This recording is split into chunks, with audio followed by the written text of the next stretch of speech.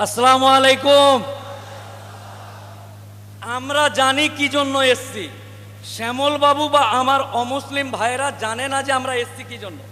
ওরা ভাবছে মোদি যেটা করেছে ওইটা ভালো করেছে। আপনাকে ক্লিয়ার করে দিই শ্যামল বাবু, দীপঙ্কর বাবু, আপনাকে ক্লিয়ার করে দিই, মুসলিম সম্প্রদায়ের মানুষ আপনার লগ্ন দেখে, ডেট দেখে, সিঁদুর পরিয়ে যে মেয়েটাকে বিয়ে করেছেন, আমরা ওই বউটাকে কেড়ে নেওয়ার আন্দোলন করছি না। আমি যাকে মোহর দিয়ে, মৌলভী সাহেব দিয়ে বিয়ে করেছি, এই সরকার বলছে উকিল সাহেব আপনার বউকে আমার ভালো লেগেছে, আই লাভ ইউ, আপনার বউ হামকো দে দো। ঠিক তেমনি আমার বাপের, আমার পূর্বপুরুষের দেওয়া জমিতে ওয়াকফ সম্পত্তিকে বলছে এই জমিগুলো আমাদেরকে দে। একটা উদাহরণ বলি, এই নতুন আইনে কি আনতে চাইছে, একটা 10,000 গ্রামের মুসলমান, 10 বিঘা কবরস্থান আছে, 10,000 মুসলমান, এদের যেটা বক্তব্য 10,000 মানুষ বছরে ওই গ্রামের মানুষ মরে, 10টা বা 15টা, 10 বিঘা কবরস্থান রাখার কি দরকার আছে? মুসলমান সমাজ, আমার বাপ দাদুরা নবাবের ছেড়ে যাওয়া বংশধর, কবরস্থান নিব চাচাজি, আপনার জমি অনেক আছে, আমাদের এলাকায় কবরস্থান, যে কবরটাতে মাটি দিই জল উঠে যায়, আল্লাহ আপনাকে সম্পত্তি দিয়েছে, কবরস্থানের জন্য জমি দেন। বললো ঠিক আছে, যা নিয়ে নে। তো আমরা নবাবের ছেড়ে যাওয়া বংশধর কৃপণতা না করে কবরস্থান করেছি 10 বিঘার, মাজার করেছি 100 বিঘার, মসজিদ করেছি 600 বিঘার। এই সম্পত্তিগুলোতে এই আইনে বলছে একটা গ্রামে 10,000 লোক, 10টা 20টা মরে, ফালতু ফালতু দামি জায়গাগুলো কবরস্থান করে রেখে দিয়েছে। আপনারা যেহেতু এক গ্রামে 10,000 মরে 4-5 জন বা 10 জন, 4 কাঠা ঘেরে নেন, আর বাকিটা সরকার নিয়ে ওখানে টোটো স্ট্যান্ড, গাড়ির বাস স্ট্যান্ড, আর টোটো ভুটভুটি আর পানের দোকান খুলবে। আমার বাপ যেখানে সাহিত্য আছে, আমার দাদু যেখানে সাহিত্য আছে, এই সরকার চক্রান্ত করে ওই কবরস্থানের মধ্যে এই গাড়ির চাকা, টোটোর চাকা আর পানের ভিত ফেলতে চাইছে। সাবধান, আজকেই দ্বন্দ্ব ভুলে ওয়াকফ সম্পত্তি, এটা আমার বাপ দাদের মাথার ঘাম পায়ে ফেলে, যেমন আমরা কারো বউয়ের দিকে নয়, আমরা নিজের স্ত্রীকে বাঁচানোর জন্য, নিজের সম্পত্তি বাঁচানোর জন্য এই আন্দোলন করছি। আমার অমুসলিম ভাই সহ ভারতবর্ষের সমস্ত জনসাধারণ, তারা যেন আমাদেরকে ভুল না বুঝে।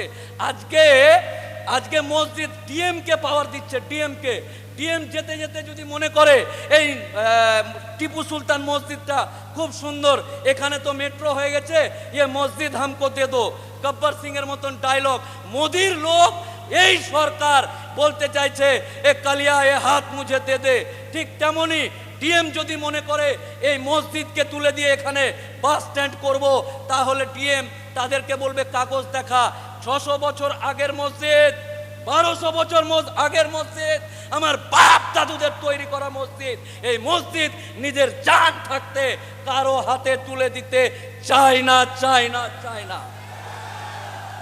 প্রত্যেকটা মুসলিম সম্প্রদায়ের ধর্মাবলম্বী মানুষদেরকে বলছি, আপনাদেরকে বলছি, যেমন শ্যামল বাবু না জেনেই ওয়াকফ মানে বাপের সম্পত্তি মনে করছে, মোদি দিচ্ছে ভালো কথা, এই মুসলমানদের কাছে এত কেন থাকবে, আমরা নিয়ে নিব, মনে হচ্ছে বাপের জিনিস নিয়ে নিবে।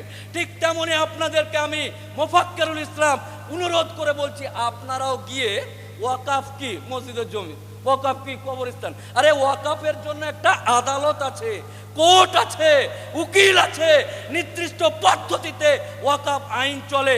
আজকে স্বাধীনতার পর আমার বাপ রক্ত দিয়েছে, আমার দাদু রক্ত দিয়েছে, এই দেশ, এই পতাকাকে বুকে নিয়ে আমরা 70-74 বছর ধরে এই দেশে বাস করছি।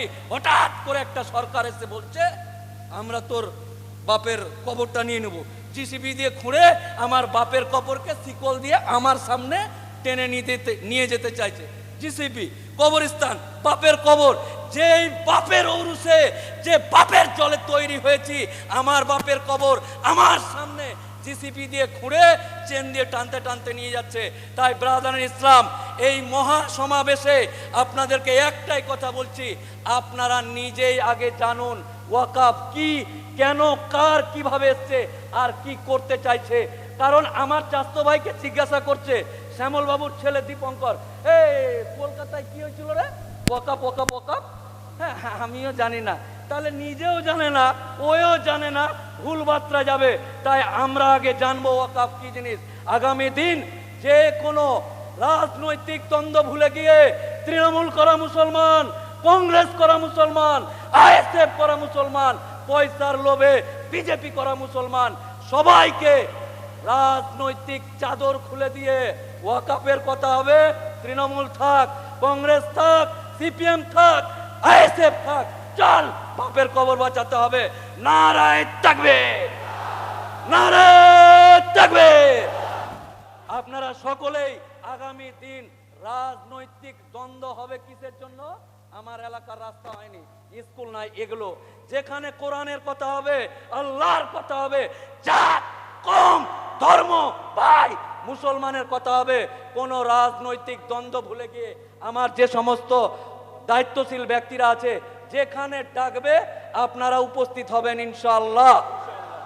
কোনো কাহিনী চলবে না, কোনো কাহিনী চলবে না, এক কথায় লাভবাহিক বলে উপস্থিত হতে হবে। সবাইকে আমার ভালোবাসা শুভেচ্ছা জানিয়ে মহান আল্লাহ তাআলা এই মানুষদের উপর, এই মুসলিম সমাজের উপর যেন আমাদের ভুলের কারণে রহমত না উঠে নেয়, মহান আল্লাহর দরবারে এই আরজি রেখে প্রত্যেকের সুস্বাস্থ্য কামনা করে আমি আমার বক্তব্য শেষ করছি। আসসালামু আলাইকুম ওয়া রাহমাতুল্লাহি ওয়া বারাকাতুহু।